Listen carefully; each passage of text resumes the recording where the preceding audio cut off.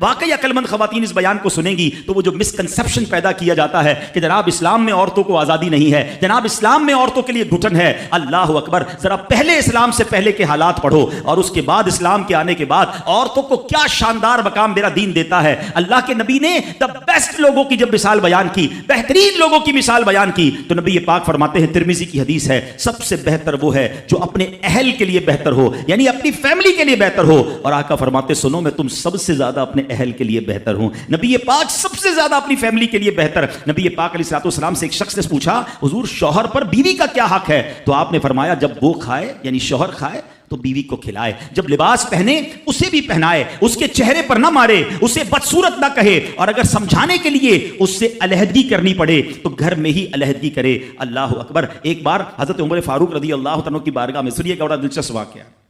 سیدنا عمر فاروق کا کتنا بڑا نام ہے، آپ کے جلال کی، آپ کی عدالت کی مثالیں دی جاتی ہیں، بڑے بڑے لوگ آپ کے سامنے تھر تھر کانپتے تھے۔ آپ کا گھر میں انداز کیا تھا؟ ایک شخص آیا کہ میں حضرت عمر کے پاس جاؤں اور بتاؤں میری بیوی جو ہے مجھ سے اس طرح بات کرتی ہے، اور میرا وہ انداز نہیں ہوتا جو شوہر کے سامنے ہونا چاہیے، ہوتا ہے گھروں میں ہو جاتا ہے۔ تو حضرت عمر کے دروازے پر پہنچا نا، تو اندر سے اسے سیدنا عمر فاروق رضی اللہ تعالیٰ عنہ کی زوجہ ام کلثوم رضی اللہ تعالیٰ عنہ کی ناراضگی کی عالم میں گفتگو کرتے ہوئے سنا۔ وہ حضرت عمر سے بات کر رہی تھی، تو وہ شوہر سوچنے لگا کہ میں تو اپنی بیوی کی شکایت لے کر آیا تھا، حضرت کے تو گھر کا بھی معاملہ ہی ایسا ہی ہے۔ تو وہ کہتے میں واپس ہونے لگا۔ حضرت عمر نے بلا لیا، کہا کیوں آئے تھے؟